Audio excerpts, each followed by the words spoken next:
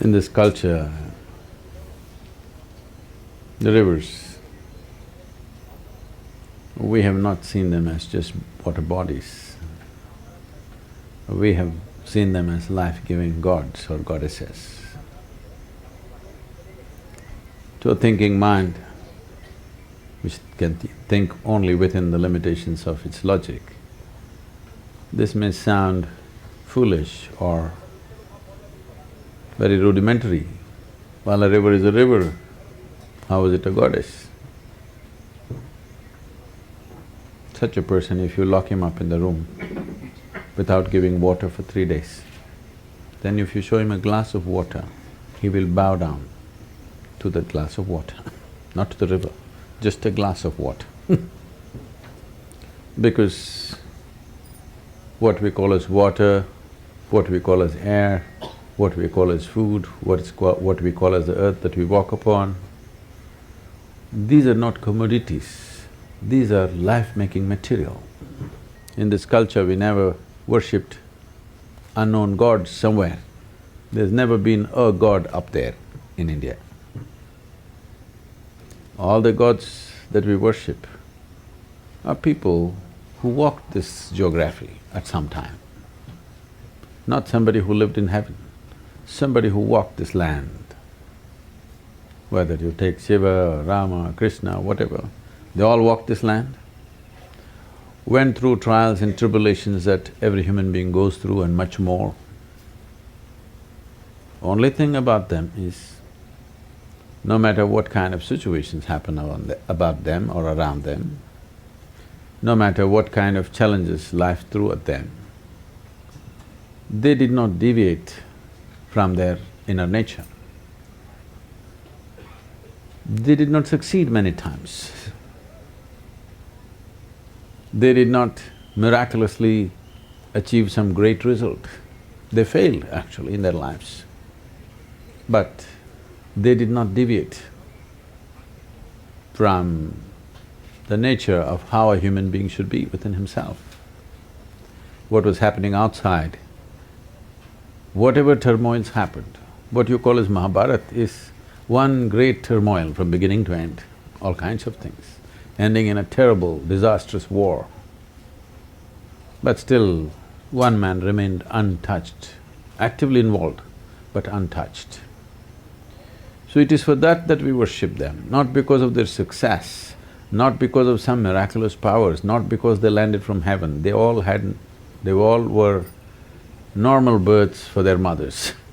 Nobody landed from the sky. And they walked this land like all of us, went through everything that all of us go through and much more. But still we worship them because they remain untouched.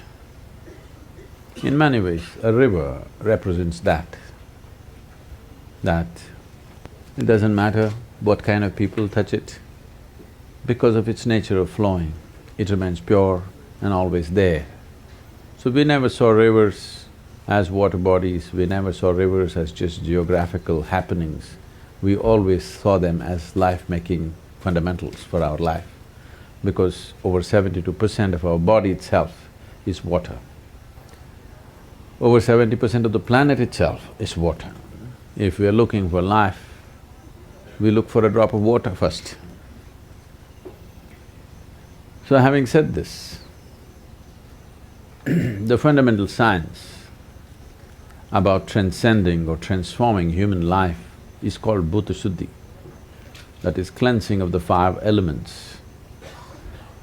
This is a miraculous process in the sense, this whole universe, this body, this planet, this solar system, the whole universe, the variety of lives and forms everywhere, all this has been created just with 5 elements, not with 5 million, just 5.